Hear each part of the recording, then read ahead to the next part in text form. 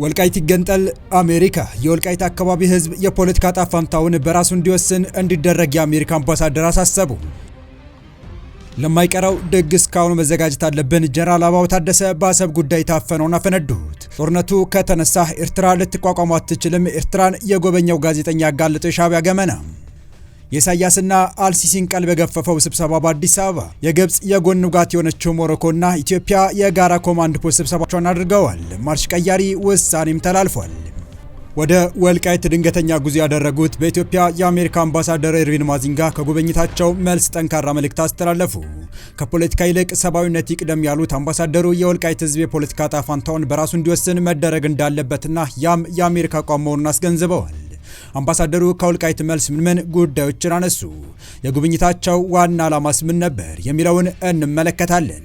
በሌላ መረጃችን ደግሞ ለወራት ከሚዲያ ጠፍተው የነበሩት ጀነራል በጠንካራ መልእክት ብቅ ብለዋል። ለማይቀረው ድግስ ካሁኑ መዘጋጀት አለብን ሲሉም ጀነራል አበባው ታደሰ በአሰብ ጉዳይ የታፈነውን አፍንድተውታል። የዚህንና የግብጽ የጎን ውጋት የሆነችው ሞሮኮ ከኢትዮጵያ ጋር የጋራ ኮማንድ ፖስት ስብሰባቸውን ስለማድረጋቸው የተሰማውን አክለን ይዘን ቀርበናል። ሰላም ውድ የሁሉ ዴይሊ ቤተሰቦች እንደምን አላችሁ? ቻናሉን ሰብስክራይብ፣ ላይክ፣ ሼር ያደረጋችሁ እስከ መረጃዎቻችን ፍጻሜ አብራችሁን ቆዩ።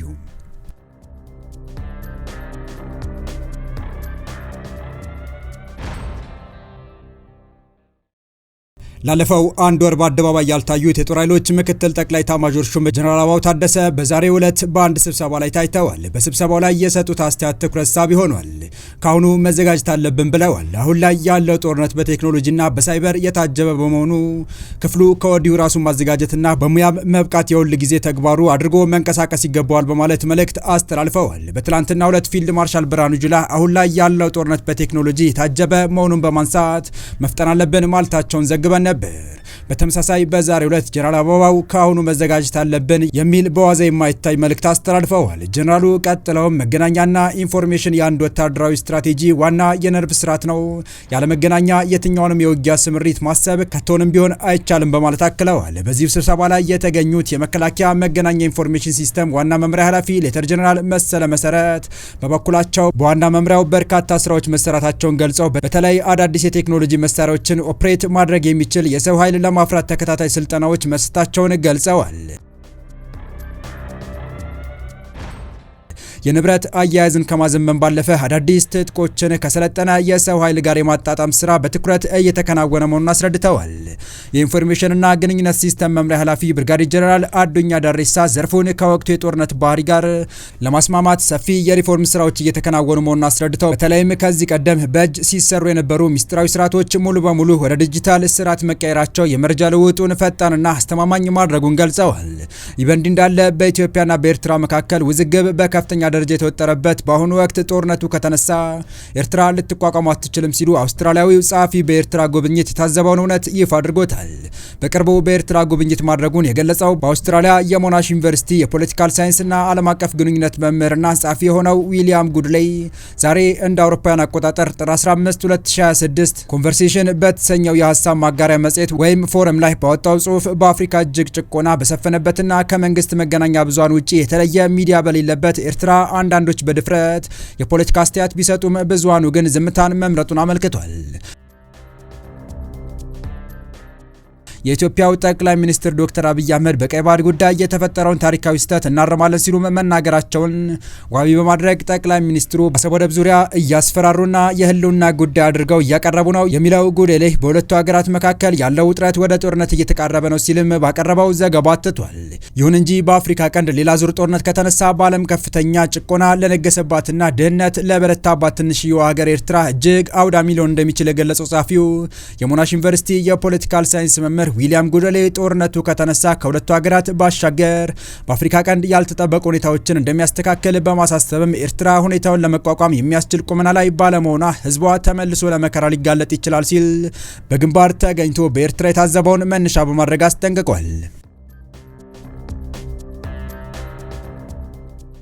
በቀጣይ መረጃ ወልቃይት ይገንጠል አሜሪካ አሰላስላ አደገኛውን ጉድ አመጣቸው። ዛሬ ወደ ወልቃይት ሰቲት ሁመራ ዞን የጤና ተቋማት ሁኔታ ለመገምገም ማቅናታቸውን ያሳወቁት የአሜሪካው አምባሳደር ኤርቪን ማሲንጋ ጉብኝታቸውን ሲያጠናቅቁ ግን የጉብኝታቸው እንድምታ የተቃኘበትን እውነታ ምክንያት ያፈረጡት ሲሆን የወልቃይት አካባቢ ሕዝብ የፖለቲካ ጣፋንታውን በራሱ እንዲወስን እንዲደረግ በማሳሰብ የሀገራቸውን አቋም ይፋ አድርገዋል። በኢትዮጵያ የአሜሪካ አምባሳደር ኤርቪን ማሲንጋ በሰሜን ምዕራብ ኢትዮጵያ የምትገኘዋን ሁመራን በመጎብኘት ሁሉም ወገኖች ከፖለቲካ በላይ ለህዝብ ቅድሚያ እንዲሰጡ ጥሪ ያቀረቡ አምባሳደሩ የአማራና የትግራይ ክልሎች በይገባኛል ከሚወዛገቡባቸው ቦታዎች አንዱ የሆነውን አካባቢ ከጎበኙ በኋላ በማህበራዊ ሚዲያ ላይ ባሰፈሩት መልእክት ከምንም ነገር በላይ ህዝቡን በማስቀደም መጻኢ ፖለቲካዊ ድላቸው በተገቢ ጊዜ እንዲወሰን እድል ሊሰጣቸው ይገባል ብለዋል። ሁሉም ሰው ደህንነቱና ክብሩ በተጠበቀ ሁኔታ ቀጣይ ህይወቱ የት መገንባት እንዳለበት እንዲወስን በኢትዮጵያ የሚመራና በተባበሩት መንግስታት የሚታገዝ ሂደትን አሜሪካ ትደግፋለች ብለዋል። ለዚህም ሁሉም ወገኖች ከፖለቲካ በላይ ህዝብን በማስቀደም የወደፊት ፖለቲካዊ ጣፋንታቸውን በተገቢው ወቅት እንዲወስኑ እንዲያደርጉ ጥሪ አቅርበዋል። አምባሳደሩ ጨምሮም የወደፊቱ መንገድ ውስብስብ ነው በማለት ነገር ግን ቅድሚያ ሊሰጠው የሚገባው ጉዳይ ጉዳት ላጋጠማቸው ደህንነት መሆን አለበት ብለዋል። አሜሪካም ኢትዮጵያን ለዘላቂ ሰላምና መረጋጋት በሚያደርጉት ጥረት ውስጥ ድጋፍ ለመስጠት ቁርጠኛ መሆኗን በአዲስ አበባ የሚገኘው አሜሪካ ኤምባሲ በአምባሳደሩ ስም በማህበራዊ ሚዲያ ገጹ ባሰፈረው መልእክት አመልክቷል። በአሁኑ ወቅት በአማራ ክልል ስር የሚገኙ አወዛጋቢዎቹ አካባቢዎች በትግራይ ክልል ስር የቆዩ ሲሆን ጥያቄ ሲነሳባቸው ቆይቶ ደም አፋሳሹ የትግራይ ጦርነት ከተነሳ በኋላ የአማራ ኃይሎች ተቆጣጥረውት ይገኛሉ። ይህ ይዞታ ይገባኛል ጥያቄ አሁንም ድረስ ዘላቂ መፍትሄ ያላገኘ ሲሆን የትግራይ ክልል ወደ ይዞታው እንዲመለሱለት በተደጋጋሚ እየጠየቀ ነው። በአማራ ክልል በኩልም አካባቢዎቹ የክልሉ አካላት መሆናቸውን በመግለጽ ጥያቄው ተቀባይነት ሳያገኝ አወዛጋቢ እንደሆነ ቆይቷል። በፕሪቶሪያው ስምምነት ያበቃውና ለ2 ዓመታት በተካሄደው ጦርነት የይገባኛል ጥያቄ በሚነሳባቸው አካባቢዎች ውስጥ ውድመትና የነዋሪዎች መፈናቀል መድረሱ ሲዘገብ ቆይቷል። በተለይ በሁመራ አካባቢ ያለው ሁኔታ ለመመልከት የአሜሪካው አምባሳደር ኤርቪን ማሲንጋ በጉዟቸው ህዝቡ እየተጋፈጠ ያለውን ችግር በአይናቸው እንደተመለከቱና የመሰረተ ልማት ውስን የጤና አገልግሎትና የመሰረታዊ አገልግሎቶች አለመኖር የህዝቡን ኑሮ እንደጎዳው ጠቅሰዋል። በግጭት የተፈናቀሉ ሰዎች ለዓመታት በዓለም አቀፍ ድጋፍ ላይ ጥገኛ ሆነው መቆየታቸውን ያነሱት አምባሳደሩ ምንም እንኳን ሰብአዊ እርዳታ ወሳኝ ቢሆንም ዘላቂ መፍትሄ አይደለም ብለዋል። በሌላ መረጃችን የኢሳያስና አልሲሲን ቀልብ የገፈፈው ስብሰባ በአዲስ አበባ ተካሂዷል። የግብጽ የጎን ውጋት የሆነችው ሞሮኮና ኢትዮጵያ የጋራ ኮማንድ ፖስት ስብሰባቸው ማድረጋቸው ሲነገር ማርሽ ቀያሪ ውሳኔ መተላለፉ ተሰምቷል። የረጅም ጊዜ ወዳጅነት ያላቸው ኢትዮጵያና ሞሮኮ በተለያዩ ወታደራዊ መስኮች በትብብር ለመስራት የሚያስችሉ ጉዳዮች ላይ ውይይት አካሄዱ። ውይይቱ የሁለቱ ሀገራት ወታደራዊ ትብብር የበለጠ ለማጠናከርና የመከላከያ ተቋማቱን ተጠቃሚነት በሚያረጋግጡ ጉዳዮች ላይ ያተኮረ ነው። የኢትዮጵያና የሞሮኮ ግንኙነት በተለያዩ መስኮች እየጠነከረ መምጣቱን የገለጹት የመከላከያ ውጭ ግንኙነትና ወታደራዊ ትብብር ዋና ዳይሬክተር ሜጀር ጀነራል ተሾመ ገመቹ የሁለቱ ሀገራት የጠነከረ ወዳጅነት አፍሪካውያን ለጋራ ጉዳዮች አንድ ላይ ቆመው እንዲሰሩ ምሳሌ የሚሆን ተግባር ነው ብለዋል። አገራቱ በታሪካቸው ለመጀመሪያ ጊዜ የጥምር ኮሚቴ ስብሰባ ማካሄዳቸውን የጠቀሱት ሜጀር ጀነራል ተሾመ ገመቹ የስብሰባው ትኩረት በትምህርትና ስልጠና፣ በኢንዱስትሪ፣ በቴክኖሎጂ ሽግግርና በሌሎችም የትብብር መስኮች ላይ የጋራ ተጠቃሚነትን በሚያረጋግጡ ጉዳዮች ላይ ያተኮረ መሆኑን ገልጸው የተደረሰው ስምምነት ወደ ተግባር ለመግባት የሚያስችል አዲስ ምዕራፍ መክፈቱን ገልጸዋል።